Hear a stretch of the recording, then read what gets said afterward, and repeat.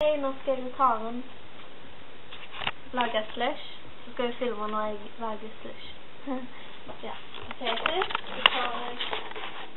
tar jeg en skål med isbiter og legger oppi her. Men det har jeg allerede gjort. Skål. Ja, dette er slushmaskinen min. Så tar jeg den skålen under her. Så trenger du en smak.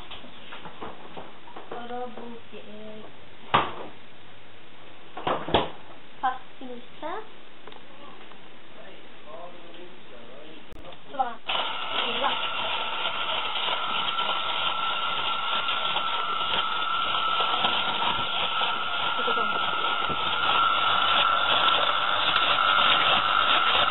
den bare kan flytte oppi.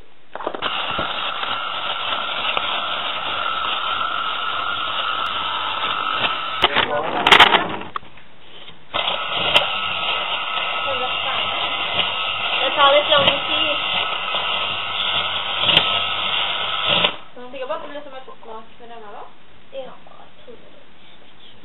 Nå har jeg fått et tårn. Så tar jeg det oppi denne lille koppen.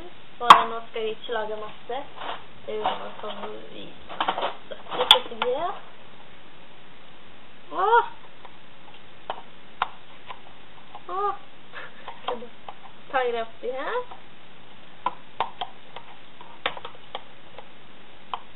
Oppi glaset. Jeg vet ikke om det farger meg.